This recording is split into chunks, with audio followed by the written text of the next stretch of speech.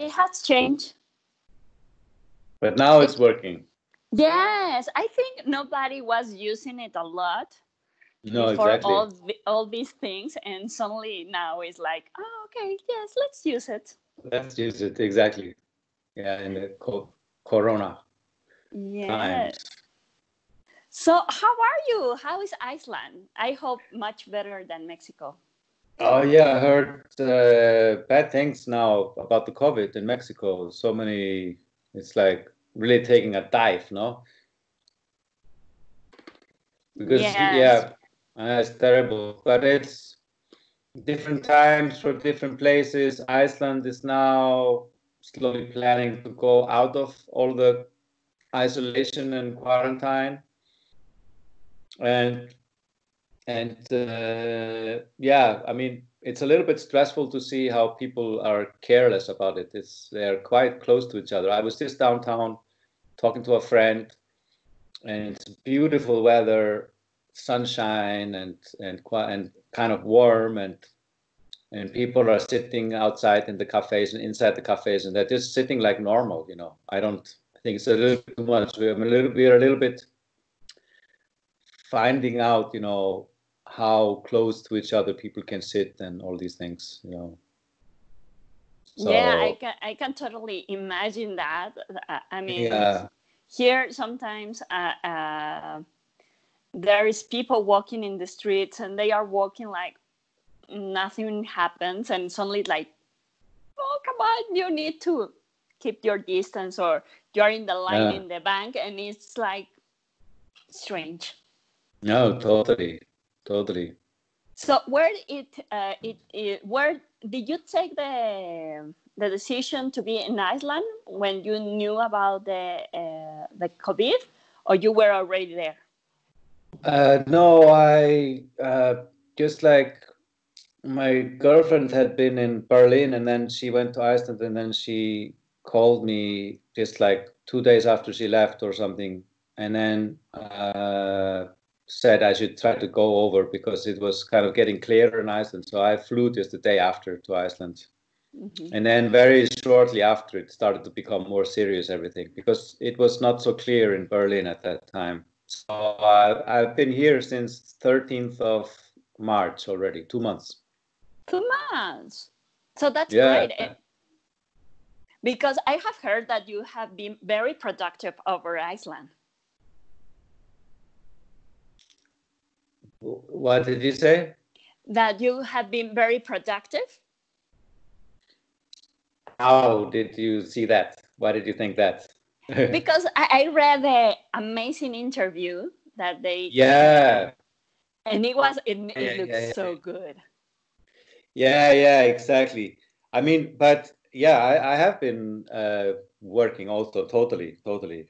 I mean, in the beginning, it started like everything was canceled. I was supposed to have a concert in London, and other projects were happening, and everything got canceled. So suddenly there was like all this time, but then slowly, we started to sit at the computer and working. And then, even like 2 weeks ago, I felt like, oh my God, I don't have enough time to finish everything. I was already back into this crazy, like running and kind of like a competition about getting things done.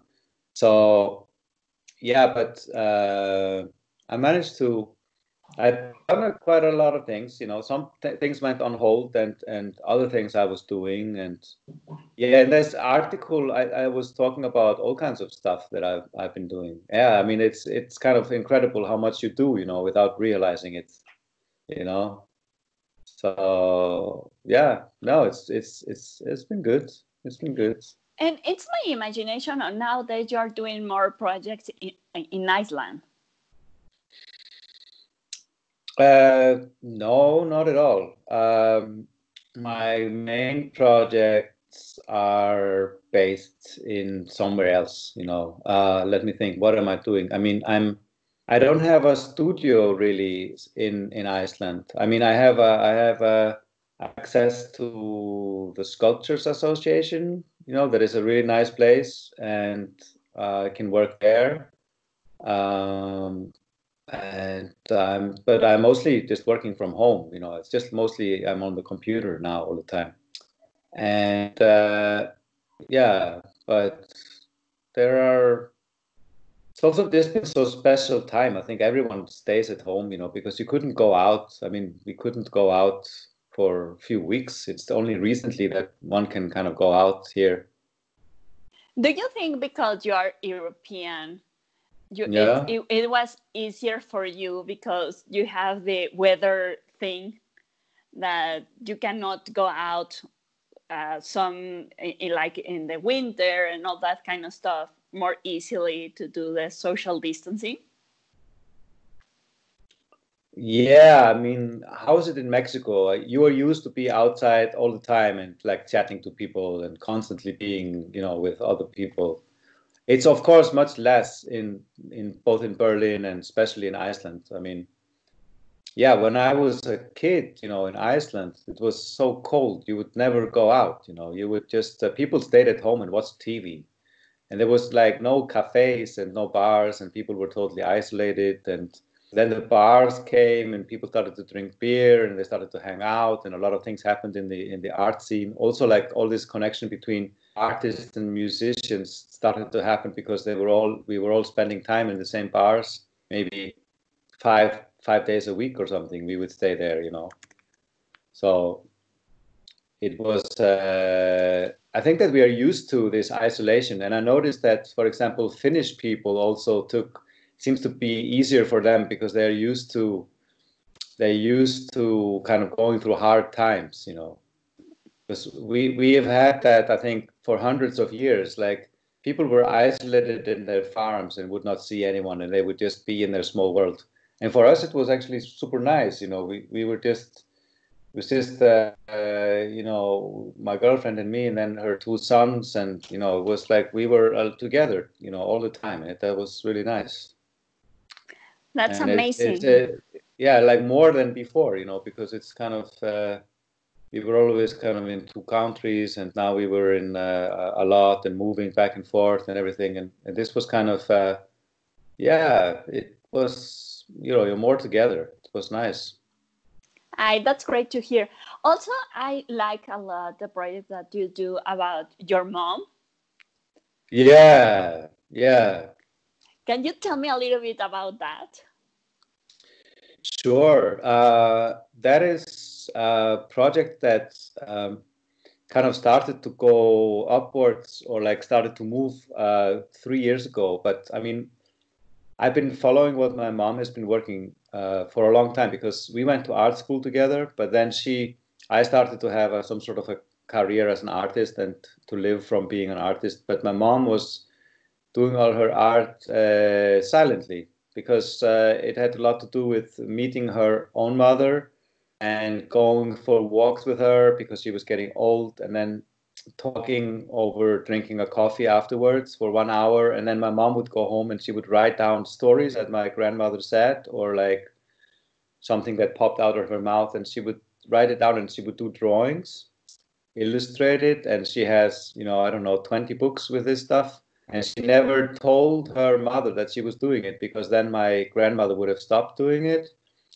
And but my mom also has always been a lot into recycling. Like, so when I was a child, I would write my notes, you know, in the gymnasium, in the school, on the back of old paper from my father's office, because I was trying to recycle paper.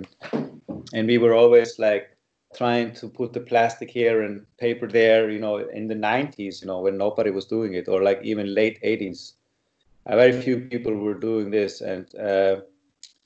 And then she did art that was also based on recycling. She took all the boxes from the machines that my father was buying, or things that, you know, my brother bought something. And so it was like machines from drilling machines, or some music equipment, you know, like, or like out from computers, like all these kind of packaging, you know, because everything comes in so big packaging.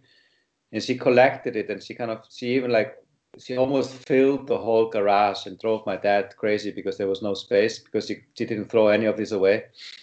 And I remember this like already in the 90s, and when people were not talking so much about recycling. Then she was painting on one side of those boxes, just white, and she would draw these stories on over. So you would have a box standing on a table where you can see that it's a toolbox, and then it's her story, on one side. So these boxes just stand on tables, and she was just doing this because she enjoyed it so much. Because she also went to art therapy, and it's so therapeutical for her to do this.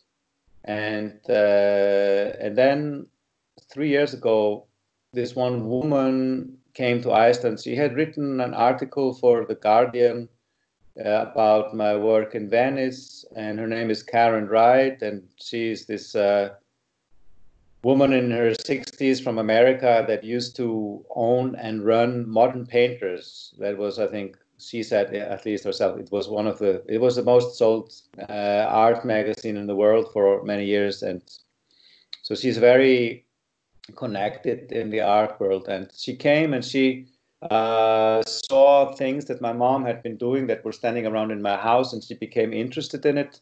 It was like old clothes that my mom tore into pieces, and she wrapped them into balls that become bigger and bigger and bigger and were very colorful. And it reminded Karen Wright, this critic, on some work by a woman called something Scott that is like a outsider artist. And she wanted to get to know my mom because she thought it was interesting, because she was into women making art. She was planning a big exhibition with women making art that was going to tour, the UK and Scandinavia. And then she met my mom, and became very interested in her work, and she wanted. So we decided to do an exhibition in Iceland that was like a teaser for the big exhibition in the UK with the work of my mother, including work by my grandmother.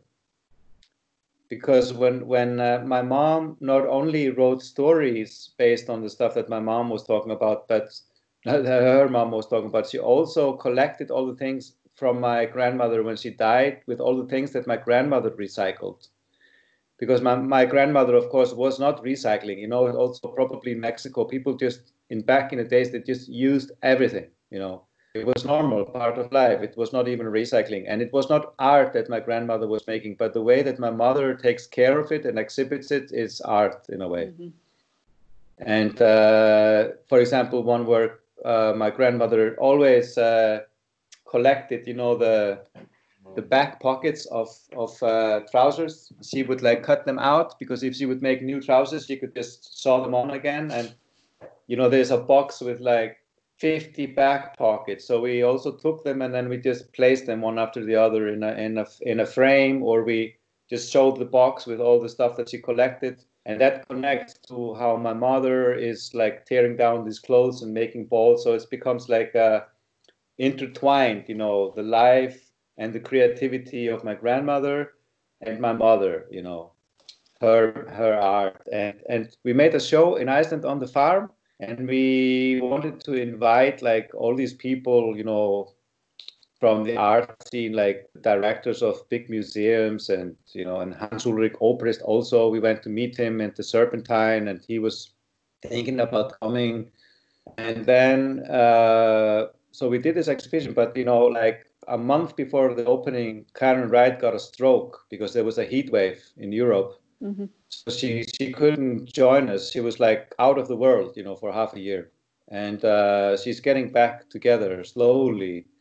But because of her, it kind of pushed this wave. And so we've done 2 exhibitions. And last time we also invited some people to come to participate. We did another show at the farm. And it's a lot to tell, but it is a lot of stuff. And my mom has also been writing a book about a woman called Sigríður Björnsdóttir, and she is also the ex-wife of Dieter Roth, this artist, Dieter Roth. Mm-mm. And she, but she's also one could say, one of the pioneers of art therapy in the world. And she's amazing, and it's an amazing book. And then I also wrote to Hans Ulrich Obrist again, and he did an interview with her because he understood that she's a very important individual and she should be interviewed. And And we're trying to finish this book. And I did also an interview with her already 6 years ago. And we're trying to put this book together. And when the book is together, we will do another exhibition about the healing through art and have this woman as the main guest. She's now 90. Will turn 91 this year. So, time is ticking. And yeah.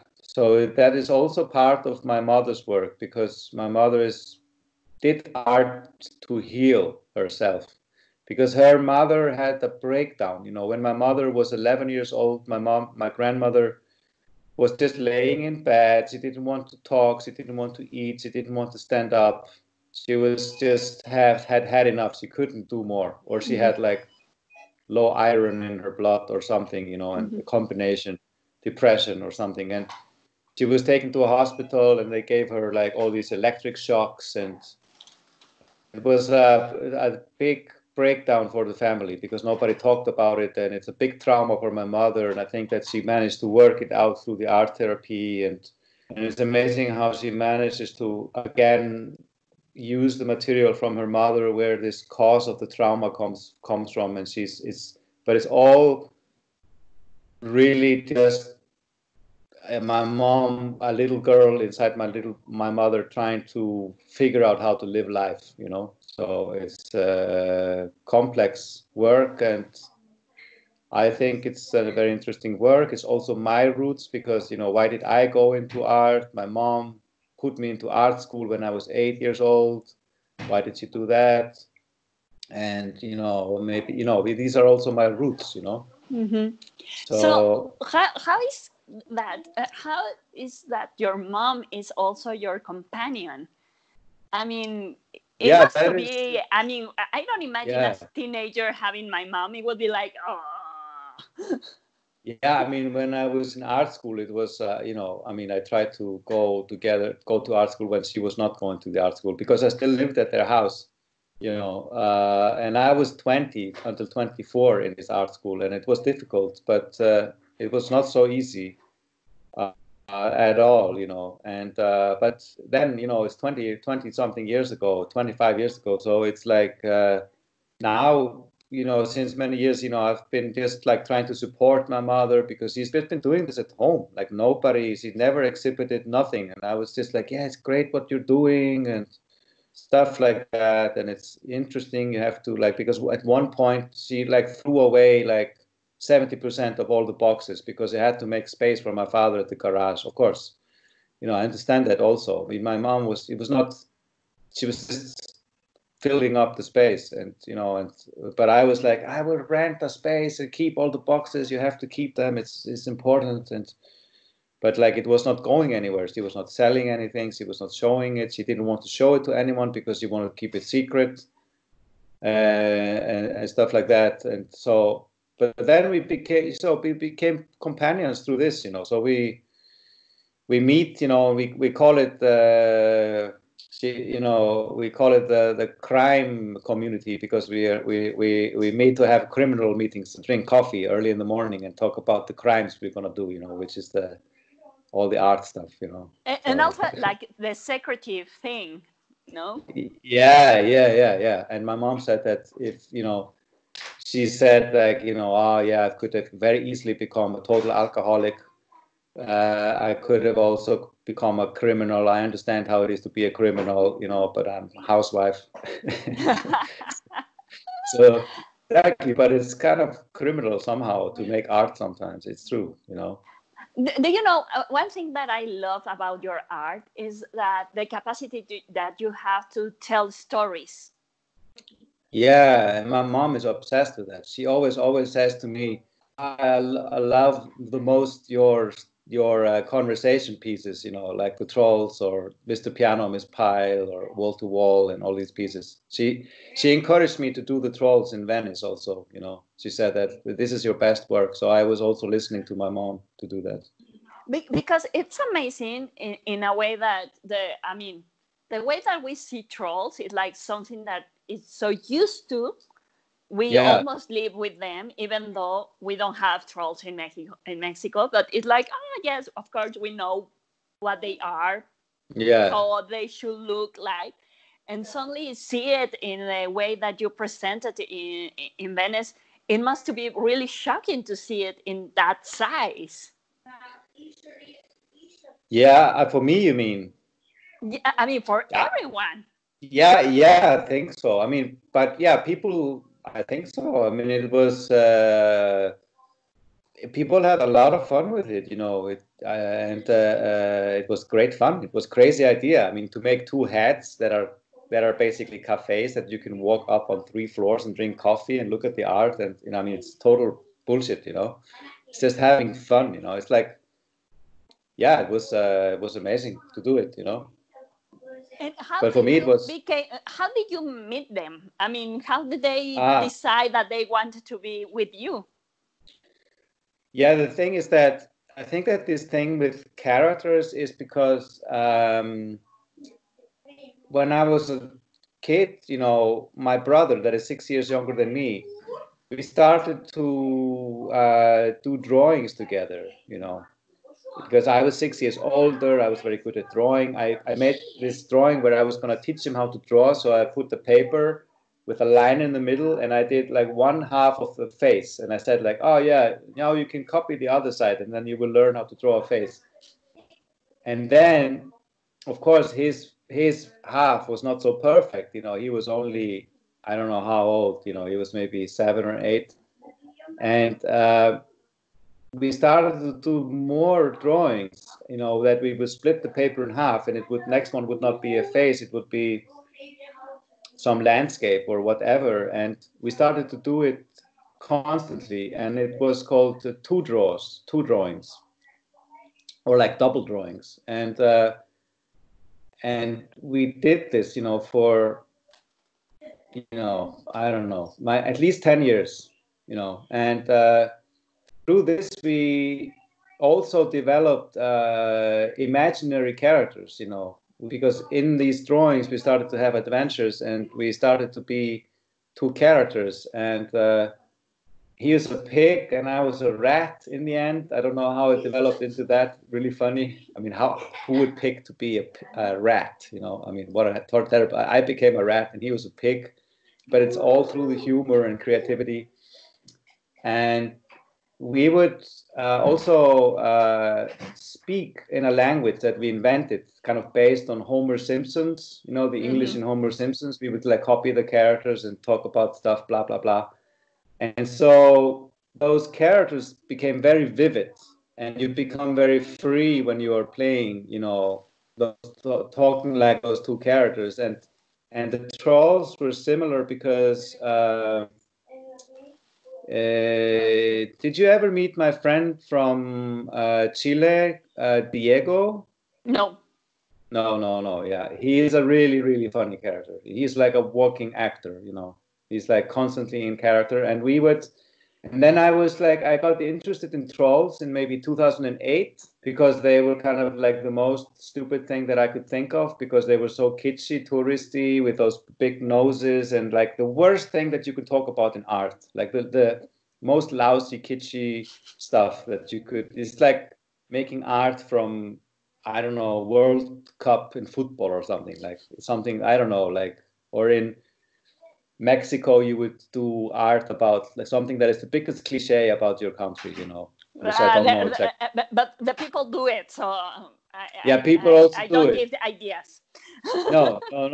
Yeah, but it's like, you know, so people also do art about trolls, but for like us that pretend to be serious Oh artists, you yeah, know, of it's like course. the No. lowest class of art. So I started to fool around making art with trolls, you know, because it was kind of, I thought like, okay, sometimes the most stupid idea turns around and becomes a great idea, you know.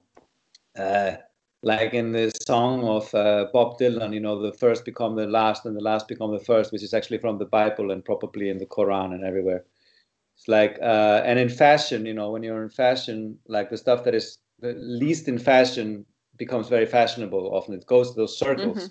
So I thought like I had to give the trolls a chance. And then with Diego, when he was staying with me in Berlin, he lived in a residency in my studio for half a year. He would play one troll and I would play one troll, and we were just fooling around, just like me and my brother. And then the trolls became more and more vivid. And then I saw that, you know, the Moomins. Do you know the Moomins from Finland? No. Moments? Do you, No. or do you know Pippi Langstrump? Pippi Longstocking, this red-haired girl. Yes, I know her, yeah. Yeah, wait a second. I have a picture. So, this is Pippi, Yes. the little girl, Mm-hmm. and these are the Moomins. Okay, yes, I know them. Yeah, and I understood at some point in just 1 second. Yeah. So I understood at some point that the author of the Moomins, Tove Jansson, she was also an artist, you know, and people always distinguished her art, that she was doing paintings as kind of like not so good painting, and then like really great stories, you know, and they were produced for BBC already in the 50s when she was young, and she was like really successful with her stories.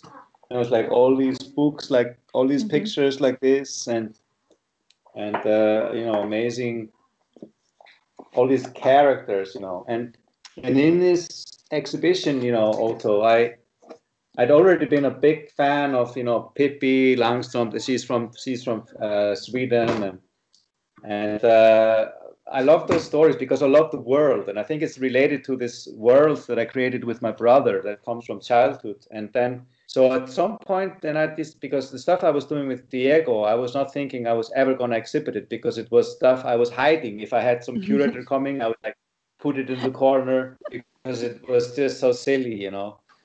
And then I decided that the Moomins are art. They are not like children illustrated stories, but that this Tove Jansson was, that the world now is ready to understand that she's an artist. And then I decided that the trolls could also be art. And I decided, for the first time I exhibited them was at the Biennale in Venice.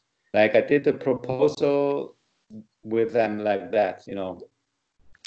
And yeah, so that's how they came. I think that they came to me through this play with my brother, like two characters talking with each other. You know, I just love to do that because you can go any direction with it. You know, so much fun, and especially in the dialogue. So it was better to do it with Diego than to do it alone, actually, because it's like playing with another kid.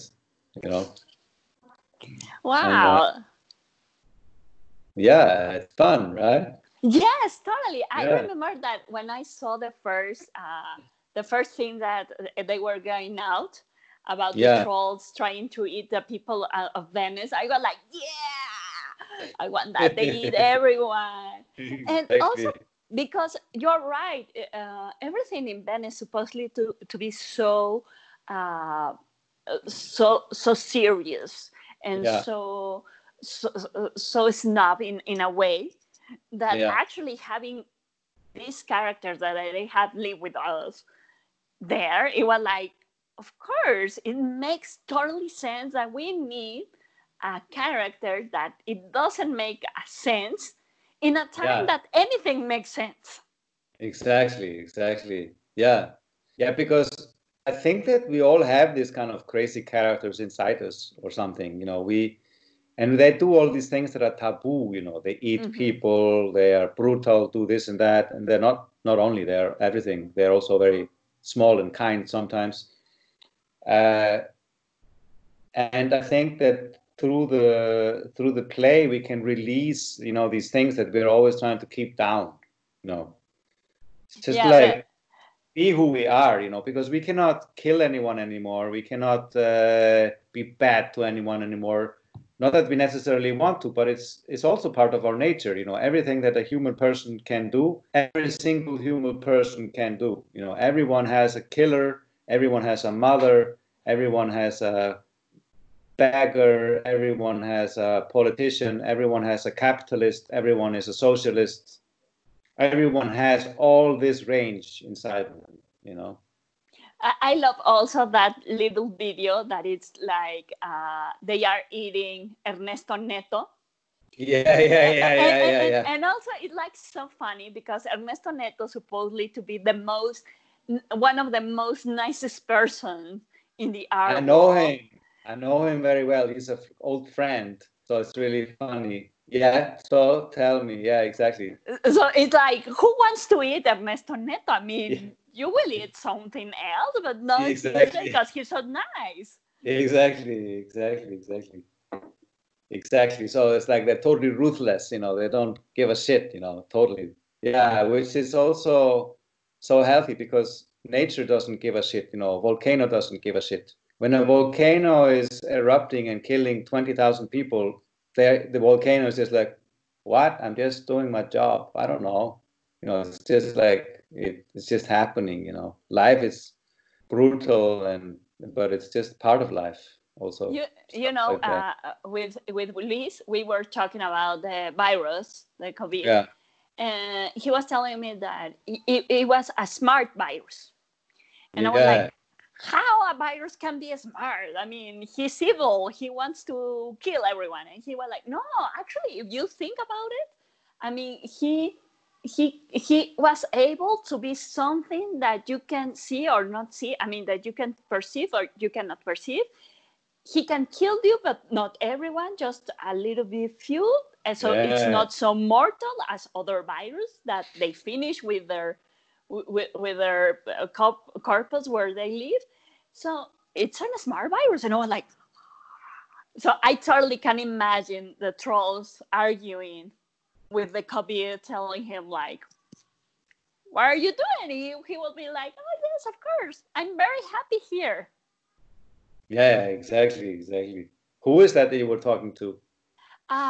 Luis, let me show you if I see. Wait a second. How turned it? There is it. Luis was talking about it. Yes, but I don't know. There is it. He's working. Let me do it like that. Okay. Sure. So when I saw the trolls, he was amazed about the idea that something that is supposed to be bad is the protagonist of the story.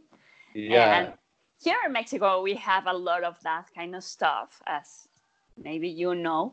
And we talk about the idea of the monsters and about how they became the other one. So we don't want to talk about the other one because the other one is like ugly and it's big and it has bad matters. But actually, almost all of us, we are others in some way. Exactly.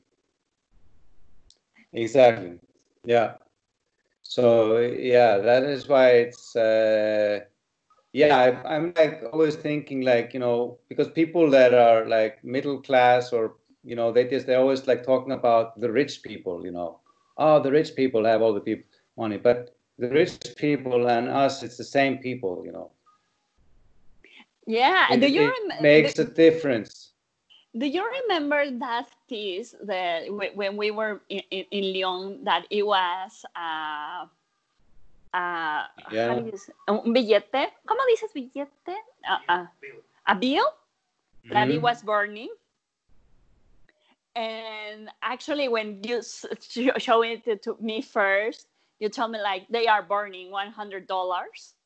And I was like, oh my goodness. And it looked so real that it was $100 just burning it up. Okay, I don't remember this. Where was this in the exhibition of the this collector? Was in the house of the collector.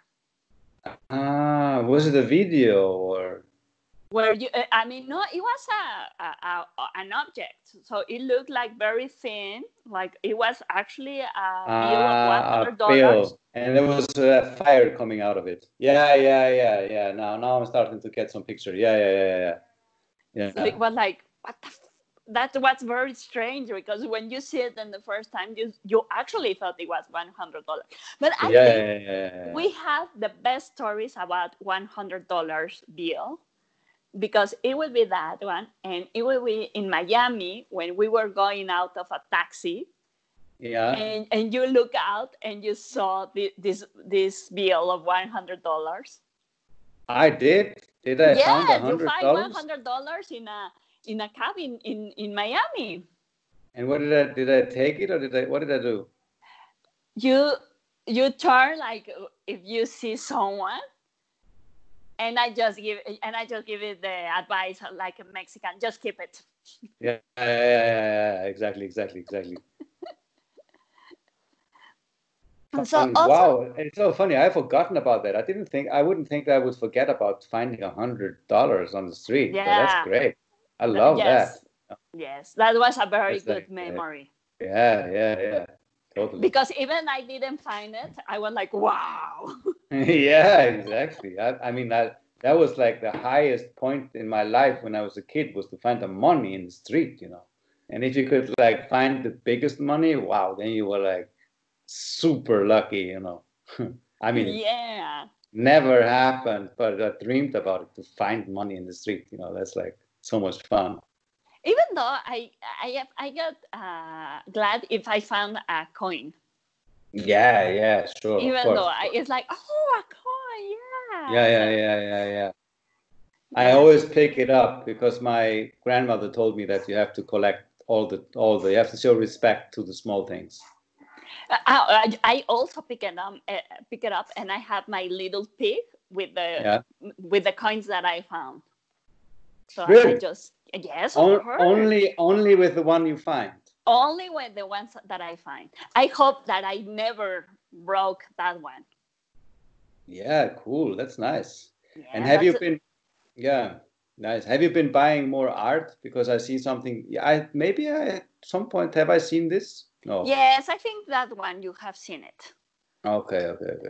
Yeah, no, in these times has everything little change, Yeah. and I'm working by myself, so it's not so easy. Yeah. So I haven't been able to buy new pieces. No. So hopefully in the future I will be able. Yeah, I will be able again. Yeah. But also, I was reading in the article that you were doing an architecture project. Yeah. There's this project for like a therma, you know, for a thermal bath, and it's kind of like a sculpture that you can swim into, and then you have a fountain with a video projection inside, and it's called the Mother. Mm-hmm. And because it's like entering the womb, you know, you are like, instead of going through a door, you are going through the water, and the door looks like a little bit like those doors in churches, you know, that go like tick tick tick tick tick, and they're like this. And that also, of course, looks like a vagina a little bit, you know, and then you are like going back in, and the structure is like a big womb, like this, like a belly, you know, you know, it's many meter high and big, and you go into it, and then you have a pool, and then you have a fountain, and there's a video projection also. So you have real water, and then you have also video projection water. Have you seen my work in Berlin that has this video projection that is? I think I have seen the one that you made in Denmark, the Cascade. It was in Denmark. It's also in Germany. Cascade. Okay. Yeah. I saw that one, and also Luis was very curious about how you do all the video mapping and all the technical things. Yeah. That I only see, and I'm like, wow, that's amazing. And you were like, well, yeah, but with how he does the programming, and I was like, I don't know. Who asked how the cake is done? Oh man, Exactly. you just eat it. Yeah, exactly. Just eat it. Exactly. Yeah, exactly. But there was another piece in Denmark, actually. So it kind of makes sense you say it. There was another video projection piece I did there on the Architecture Center, the Center of Architecture in Denmark. which is made out of brick. So I did a piece about the brick. Yeah, I saw the video and it looks so amazing how you can play with reality and play with something that actually it is not there, but also make it in a way that is not only looks like a spectacle, also it looks like something more profound. Yeah, exactly. I mean, because there's a lot of spectacles like this also now since almost 10 years, with all this video mapping and stuff like that. But I didn't know that when I started, then it things and objects, and then some years after you started to have all these people doing projections onto buildings and stuff. But it's in the thermal bath, so I said tell you more about that. It's a fountain with real water than a projection, and it's architectural because it's a building. I mean it's 15 meter high and 15 meter wide. It's like a 5-story high building. It's huge. It's a huge building. Yeah. And I'm also very interested in architecture. I've been talking about it since years, something I call complicated surface, because in the 20th century we have so much of architecture with simple surfaces, simple walls, clean, minimalistic. And I think that it's not good for us because we have nature inside, and we are nature, and we are wild, and we are much more complicated. And I mean, I think that one of the problems of the virus is that we have mono agriculture and all this mono and cleanness and cleaning our hands and all of this. We have no immune system, and the city with all this cleanness is not nature anymore. And we need to put trees and stuff, but we need to also just to put visually back surfaces onto houses that are more like the old houses, not with the same kind of decoration, but something that is just more complicated to look at than a simple wall. I don't think it's healthy for your soul to look at something that is simple all the time. The other day I was hearing a woman that works with kids, and she was telling actually that the floor of her house, it was granite. And that the play that she did with her kids, it was trying to find shapes. In the granite. So he was like, just like when you are like don't doing anything, or you're just looking at the clouds and you start like looking the shapes of the clouds, and it makes that your imagination try to fly a little bit and try to find new shapes. That also is so difficult in these times because we are like just like this, we are focused. I mean, for instance, I have talked with my friends that there are teachers, and they are telling me that their students is paying more attention to them because it's a screen. So their attention is just like in this small screen.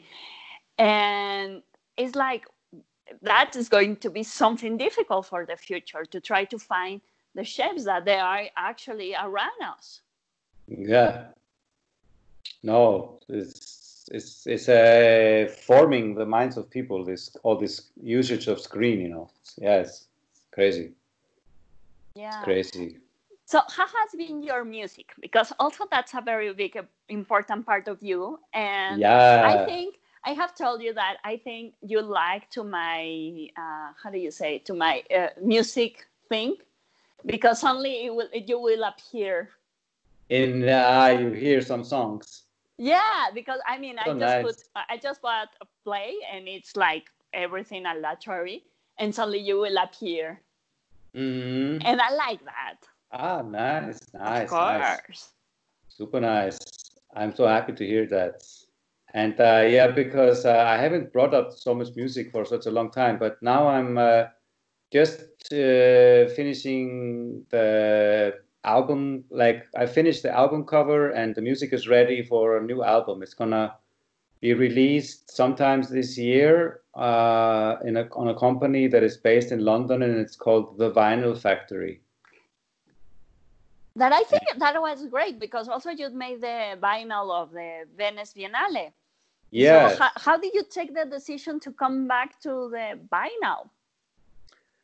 I think it's because if you make music and you want to release it, it's when if you only release it digital on the internet, it's so ephemeral. It doesn't have any. You want to have an object that is existing somewhere, So, and vinyls are kind of popular also again, right? So that's why I wanted to, I made a lot of albums that I haven't released yet, and I want to put them on vinyl so that they kind of, it's like if you have a book and you would only release it on the internet, it would not be the same as if you would have at least 200 copies made in book. It's different, right? Yeah, no, totally. I understand because I also have vinyls. And it was very funny because I went to the houses of my aunties to collect their vinyls. To tuck them away. So I have a very strange collection of music that it would include this very popular music of the 80s. Yeah. That it would music. It would be so tacky to say to have it, but also it's so cool because they are like from the 80s.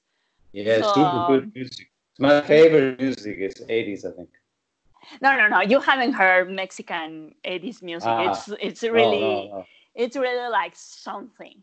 So it is very funny because I have those, but also my mom started to buy it in the flea market because she knows. So she bought like this Carole King LP and the one of the French soundtrack of Anthem on Un hombre y una mujer, man and a woman. That it was so famous. She got so excited when she saw it, and I was like, "Well, okay." She's buying it for you. Yeah. So it is very, very funny to have this kind of relationship now with my mom. But it makes when I start to read about the project that you were doing with your mom, actually it makes totally sense to talk. I mean, I think there was a time that it like we didn't have a past, like everyone. Like exactly. We didn't talk about that. And nowadays, I think we are more conscious that we are members of these kind of things. I'm thinking a lot with an artist that is from Mexico. I don't know if you know him, Carlos Amorales. Yeah, well, is that a very common name? I know that name, Carlos Amorales. He is a very well-known Mexican artist. Yeah, right. But the funny thing is that his name is Aguirre Amorales. Aguirre. So he had this problem. I mean, this problem, like no one. So in one point they liked their dads or they liked their moms. So he wanted to break with his dad, and he only used the A, and he made the last name of her mom his main name. So it would be Amorales. And it's so fun because he made her mom their main part of his character in a society that we are not used to do that. Yeah, Pablo Picasso also did that. The Picasso I think it's from his mother's name. Yeah, but Picasso, he has like 20 names. 20 names. But he picked this one. It was from his mother, I think. Yeah. And it's interesting. It's interesting to pick I'm just looking at some pictures from him a little bit. No, but it was a very good what you said about it's like we don't have a past, everyone. We're always trying to, I think that we are always trying to, but we have been like becoming specialists and isolating ourselves also from past generations and from nature and from everything. We've been thinking in the 20th century that we are best of everything. It's like age of individualism. You know, it's also, there's a documentary about the 20th century. It's called The Century of the Self. And makes totally sense because with the COVID, we are seeing in that the societies that they are more conscious about the others, they are the ones who are going out faster. The ones who are thinking individual is like the ones who have problems, because why I should worry about other one than me? Yeah. So no, it's just, yeah, it's very good, you know, because this is interesting, because I've also been thinking about that. If you know, I've been trying to see myself also as someone that is inside of life for a little time, but I was only receiving things from others, and when I leave, I give things to others. So it's like, you know, in the Olympics, when you run with a fire, then you give it to someone else, and that person takes it and runs with it for a little while, and then gives it to the next person. And you know, we are on the planet, we take care of the planet, and then we give it to someone else. I mean, ownership doesn't exist. You know, this is the cell. These are like cells from my grandmother, and I have it here. But I just said to my father this morning, you know, I am not looking at it as if I own it. I'm only taking care of it. I'm taking care of it for my grandmother, even though she died 60 years ago or something, you know. And I'm taking care of it. Someone else will take it when I die. You know, ownership doesn't. And I was thinking when I came home today, I was going to write a paper about ownership, because ownership doesn't exist. If you are a millionaire and you own 100 buildings on Manhattan, when you die, you don't own them anymore. And no, you cannot take it with you. Cannot take it with you, and it's impossible. So everything we do, you know, if we look at it like that, you know, if you think about the end in the beginning, you know, that we are going to leave without anything, and that we are just here to be part of something, enjoy something, stuff like that. I mean, of course, I mean, people that have struggled in life and don't have food and don't have a place to live, I mean, they cannot have the luxury of thinking like this. But people that are in middle class, that have more or less money, you know, you can think about it sometimes. And yeah, it's a different way of looking at it, because capitalism is so much about owning. Mm-hmm. So about either you're owning and renting to others, or you're renting from, or you're the poor one, you're renting from someone that owns it and stuff like that. And yeah, I think. Do you remember that like 2 years ago we have a very big earthquake here in Mexico? And yeah, you had a few ones, no? Yeah, we are now having those kind of things, but this one makes us more conscious, because a lot of buildings they felt.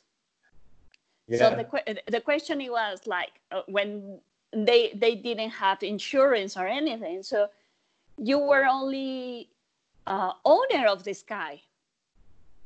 Yeah. Because there was nothing. Exactly. So I think in that moment, when you lost that kind of things, or you see someone to lose it, it makes sense. Like, well, you cannot make your life about that, because suddenly it can came, as you said, the volcano, and said like, oh, okay, I'm going to do whatever I do, and just take it away. Exactly, like Pompeii. Well, also you have like this very big volcano that makes a lot of noisy, like 9 years ago. Yeah. Eyjafjallajökull. But how is it in Mexico? Because you are in this kind of almost like a crater or something. Is there a volcano somewhere there? No, we have how do you say, a line of volcanoes around Mexico City. The thing is that they are like two very big volcano things. I don't know how do you say it. Craters. And in Mexico, they combine, so they make like this, and Mexico City is like this in the middle, tiny. Yes, so it's the most strange place Dangerous because place. we are surrounded by volcanoes. So also when people when they said pilots, Mexico is one of the most difficult places to land, because it's like you have this and you have to, you don't Land have inside. enough sky, or I don't know how to say it, to go down. Go down. So it's very strange. But also with this, we have a lot of problems of pollution in a lot of years, because as we are like this, it collects in the air doesn't flow so easily.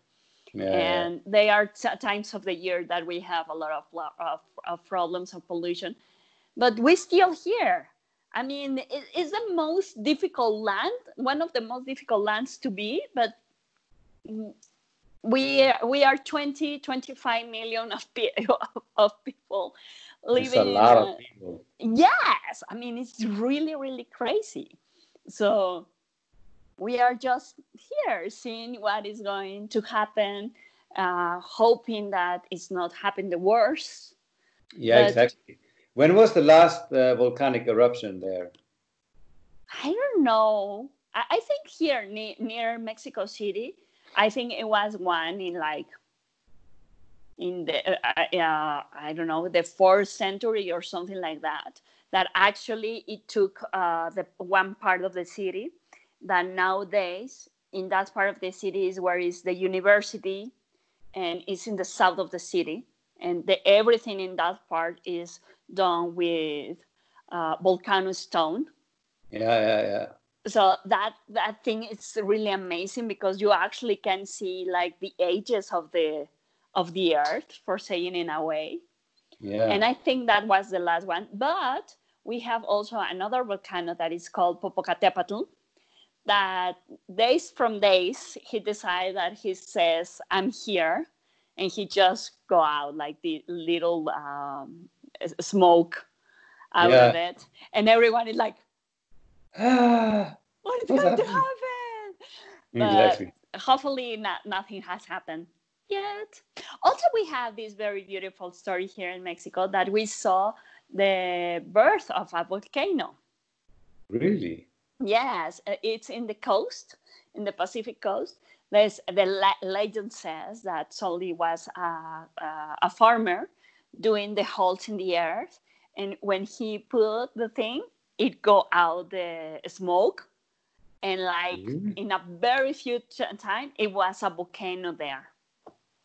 So the farmer was doing something.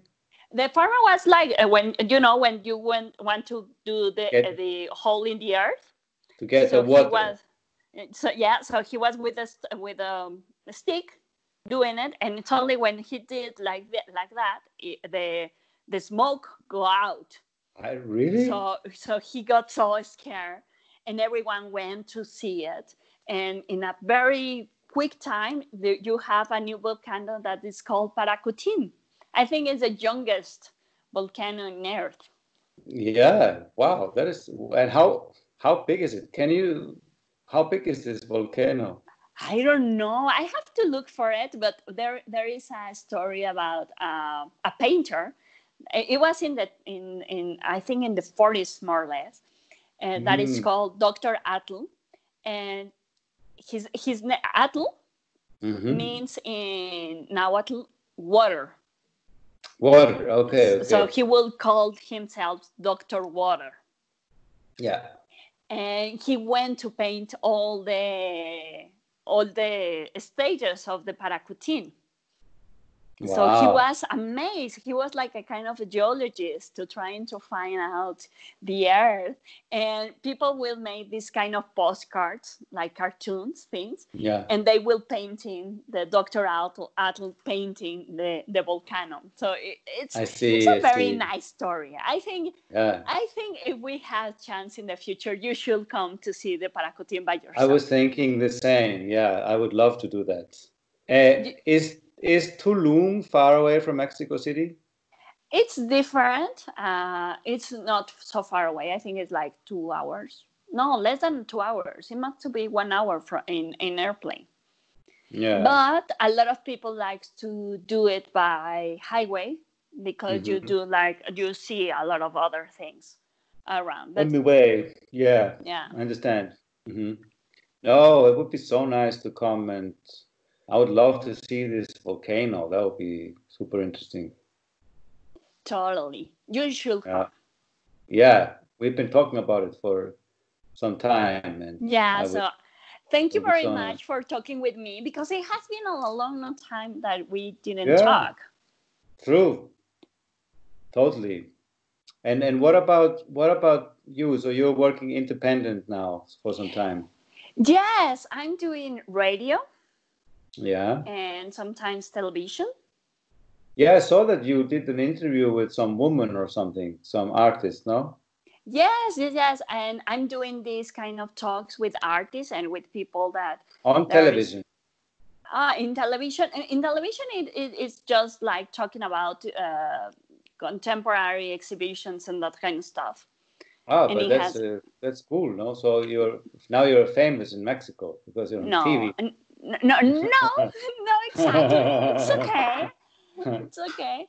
I like do more radio. It's really kind of fascinating. Try to talk about something that is visual. Yeah. In a media that you don't have the way to show it, so you have to be more clever to try to explain what are you seeing and how you seeing it. Yeah. And also I'm giving classes In the art school or? no, right now in the Minister of Culture. Okay. And I'm talking about gender and art, Yeah. but not about artists who works with gender. No. It's more like talking about gender in everything, everything decision that we make, that we didn't make notice about it. Yeah. So it is interesting. I have 100 students. Wow, that's a lot. Yeah, so that's good. So now you're kind of a father. Yes, exactly. Yeah. There's these two boys. They're 10 and 11, and they live here. And how has been?